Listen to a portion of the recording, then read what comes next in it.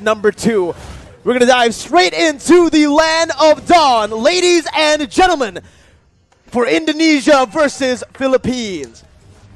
Wow, honestly, the early game is going to be so important here because at any moment, right, any one of these teams, they can actually get an advantage, and if they do, both Indonesia and Philippines are notorious for taking that kind of lead and actually using it as efficiently as possible and punishing every single mistake. And if they do that, they can set the tone for the mid to late game all the way since as early as the 2nd or 3rd minute. You can see in the start here, both teams wanting to go for just a normal start, not really going for anything too aggressive early on. They both just want to clear their camps, get to a point where they can finally actually deal out some damage to burst and obviously use those power spikes well. Here, Arashi, with the pathing of both of the junglers, it does feel like they want to play towards the side laners a little bit early as well. We've also seen many times that Del Rosario on the utility junglers really likes to go and clear that gold lane to help the Beatrix out. Well, the early game, it's going to be so much pressure, so many things for the roamers to do, right? Because in the early game, it's always about how the roamers can facilitate. Will they move towards the gold lane? Will they move towards the mid lane? You know, once you get one of your laners ahead, that will allow you to use that lane as the basis to make plays happen. Well, here it is once again, 2 minutes in, and it's going to be Team Philippines who has a bit more pressure around a turtle with the Black Dragon form being popped in. It's still going to be Del Rosario who secures the retribution on the turtle. Divine Judgment going to be popped in towards Potapop, but it's not going to work. That is a very tanky hero, and you can see that despite all the burst damage being used by the Indonesian team, you do see that the Lapu Lapu, man, is just so tanky. And we've seen this from Malaysia yesterday, actually. Formase able to 1v4. Maybe we'll see a similar play out for the Philippines in the bottom side. 2 minutes in, it's already a neutral objective secure for Team Philippines. And now they're going to look, again, just to play it calmly, play it efficiently. And that's exactly what they need to do. They do not need to go for anything too aggressive here when they have the lead.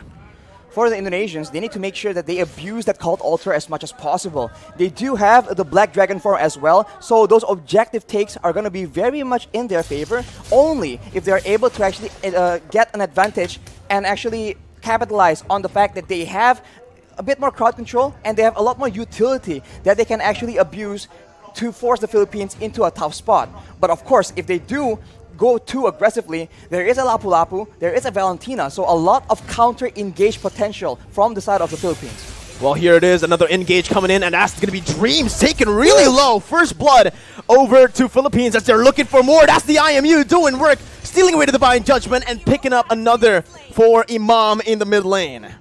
That is what you have to be aware of, man. If you don't want to deal with the engage, you can engage on the engager, and that is exactly what the Philippines have done. They take out Dreams, and they hunt for stragglers afterwards. They have the tempo in the game right now, and if you look at the side lanes, that is where the action will start building up. Because with pressure in all the lanes from the Philippines, they're going to try and cut into the jungle and cut off members of Indonesia from their own backup. I just really like how Soriano is taking this lane, is approaching this lane, this matchup, right? Up against the Melissa, he knows exactly that he is going to lose out if he goes for these trades, if he goes for these 1v1 duels. So what he does is he swaps over to the Bennett just to clear out the waves, rotates over to help this team, and simultaneously gets even more gold because they're trying their best to actually funnel as much towards Soriano. And if Soriano gets a bit more items, he can very easily start poking down members from the side of the Indonesians because there's only one real tanky frontline member in SAYKOTS, and if he is too low for a fight, it's going to be very difficult for the Indonesians to try and contest any kind of objective. Well, ladies and gentlemen, here, Villa Luna in the gold lane. They're looking for some plays here up in the gold lane. The gold lane for sure has been the target for a lot of plays, but here we go, they burst passion. Soriano picking up a kill, and now Dreams is going to be very low. Gets out just barely here, but you can already see the cut coming in from Del Rosario over the top side. There's the flickers over under the tier 2. Dreams not using flicker just yet. Very wise to save that flicker, as he did have a bit of backup. Oof, as we called it out, man, the side lanes. There you go. Indonesia just a bit too late, a bit too behind when it comes to that pressure, and the Philippines absolutely capitalize and punish anybody who doesn't want to back away from their first turret, and they have taken the first structure, the first objective, and with that, they will have a lot more areas on the map to make plays around, and they do have a lot of very good catch. This is it, Arashi. This is the meta that we have been mentioning about. The ultimate bonding experience where they group up as 5 into the mid lane. They start to just put in a lot of mid pressure so that they can actually have more room to play in the side waves. 4 members grouping up and always just dap-a-dap in that XP lane solo. Villa Luna right now, though, has completed that Radiant Armor. That item reduces damage when it comes to multiple instances of damage. So against a Faramis, against a Kaja or the Gusion, it's going to be very good. But look at that. Big potential over to Del Rosario, but he comes in using so much damage with Appraiser's Wrath, taking back a whole lot of HP and outplaying the situation, turning it completely around. It's looking bad for Indonesia, as that's going to be the 3rd turtle over to Philippines with no trades on the board, no turrets, no kills so far. They put a trigger on that play with the objective to try and force the Philippines' hand, but instead the Philippines has all the answers. A tanky front line, 2 tanky front lines in fact, and a lot of utility to ensure that their member stays alive, and afterwards they can just chase and take out members of Indonesia one by one, and even then, they go for the pressure, and it seems like the Indonesians, they have to try and make a huge play happen, or a massive pickoff, but it's going to be very difficult because the positioning from the Philippines is way too good. The setup, the positioning, and the trigger instantly onto SAYKOTS, picking him up, baiting Indonesia over to that bottom side to pick up a free turret and 2 free kills in the process. It does feel like so far in this game, the Philippines are a step, maybe even 2 steps ahead of Team Indonesia, as Dream's going to get knocked up. Imam looking for that follow-up, just a zone Indonesia away from the tier 2 as they look to start sieging down on every single turret. The damage difference right now from both teams is just so difficult to deal with. We mentioned how there's only one real frontline on the side of Indonesia, and look at what happens to him in a big fight. He gets taken out. The cult altar is so non-existent. The Philippines are able to just burst through it and go on with their day. Soriano right now with the Malefic Roar completed. That is a lot of penetration on top of the already insane amount of damage and burst that the Beaches can bring to the table. This is what Philippines loves to do when they're ahead, right? They use the distraction that is Dapadap, who's practically currently unkillable on that Lapu-Lapu.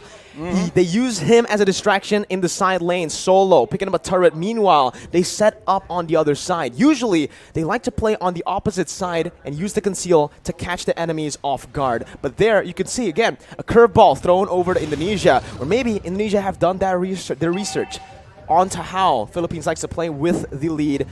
They take another step ahead, and they think 2 steps ahead of Indonesia. Right now, again, it's going to be Divine Judgment coming in, but it's all onto the frontliners with a lot of the resources burnt out. It's going to be SAYKOTS who jumps in and finishes off Soriano in the back lines, splitting Philippines in 2. Imam now flickering out, getting to safety, but all that was for the Lord. It's a 2-for-1 in the end. 2 kills over to Indonesia for a Lord take. Arashi, who's it worth for?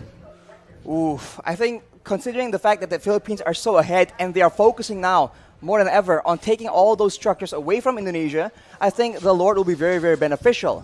Unfortunately, they lose their gold leaner as well, which is not ideal. But if you take a look at the items right here, he is on 7,300 gold. As we mentioned, BOD and straight to a Malefic Roar, ensuring that anyone getting caught in his ultimates will get absolutely decimated. What's another thing that I want to mention is the fact that the 2 kills that Indonesia picked up earlier was onto 2 members with no bounty. There was no shutdown there. So even though Indonesia were able to find some kills, it was just normal gold. It wasn't the added gold that we usually see.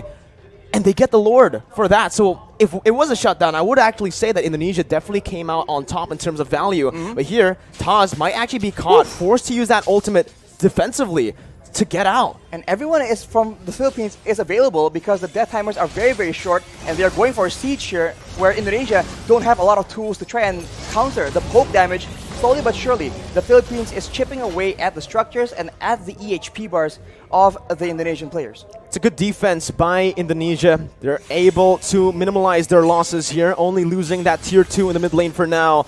But Brands is going to be zoned away from that mid lane. Philippines looking for that, but look at SAYKOTS with the Petrify. He's able to find 2 on the flanks. Whoa. SAYKOTS absolutely massive as his engage has started a war that Indonesia can finally win here in this game. 3-for-0 trade as Indonesia look to climb, to crawl themselves back in this game.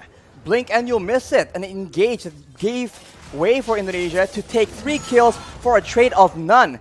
And along with that, Taz is able to secure the purple buff from the side of the Philippines as well. So now they have a momentum. They have recovered a bit of that gold difference. Only 2K right now. But the Philippines, they are still in the lead. And they are no stranger to these late game situations. Dreams opening up the map just a bit. Going to be chunked down by Del Rosario. But he is going to be able to back off without having anything taken away. Honestly, looking at it right now, Rashi, Indonesia, their main win condition, we thought it would be Brands on that Melissa. We thought it was going to be the Gushin on the hands of Taz, but it's actually SAYKOTS, the man that has been doubted so many times by everyone. By the public. I mean, this man has had a very lackluster season in his last performance. That was a performance in the last season, actually, rather. But here, knowing that Indonesia are relying very, very heavily on a very reliable engage. His Yuzong has been critical, but after 2 engages, will Philippines fall for the same trick twice? Divine Judgment over the Dreams. That's going to be the front liner taken out. That's going to be that. Oh my god, so much damage onto the Lapu. Unfortunately, won't be enough though. And now Indonesia, they're actually backing away, and it will be waiting for the Lord take. And Philippines, they are so good at the Lord dance. Going back and forth, waiting for their opponents to make a mistake, and with such a long-range basic attack on their B-Tricks, they can do better. That's what they were waiting for. The Black Dragon form now baited out. SAYKOTS with a Petrify onto Soriano, who's forced to flicker out, but SAYKOTS jumps in. 1v4, soaking in all the damage and sustaining back up. Top it up, gonna be taken down by Brands, and that's another kill over to Indonesia, who were able to play with the death timers of Dreams really well. With him now respawning, they've taken back the lead if they actually can secure the Lord, which they should be able to. Free Lord over to Indonesia. They're not stopping just yet though. Conceal play from Indonesia. They back off. Back off for now, as the orange buff will be contested as well. So the Philippines are now on the back foot. And if you look at the composition, in a way, right, in the big team fights, there's a lot more DPS and utility available in the hands of the Indonesians. After that play, they go for the purple buff as well. And the Philippines have a huge problem on their hands. The Black Dragon form lasts for way too long. The Guiding Wind was used to try and buy some make some distance, buy some more time, but it was not enough. The Philippines must come up with a different solution, a different answer. A momentum shift in the 13th minute of the game. And now it's Philippines who have their backs against the wall with the Enhanced Lord marching in that top lane. EVOS legends here, Team Indonesia, are going to look to try to siege them down. SAYKOTS once again with a Black Dragon form as Del Rosario tries his best to keep SAYKOTS at bay. The damage comes through once again for the siege to take place, but that's going to be Dapadap who jumps in with the bravest fighter. But it's going to be a good disengage from Indonesia, backing off knowing that they have found some value. They've taken every single tier 2 except for the bottom lane.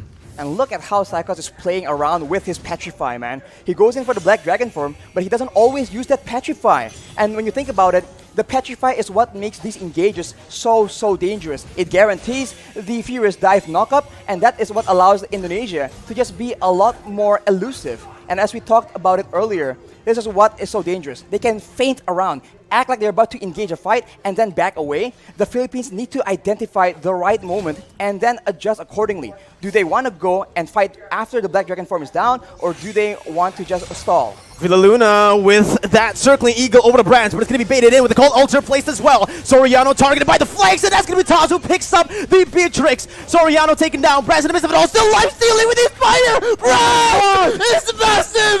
He is an absolute beast as he wins the battle for Indonesia. It's a 4-0 trade.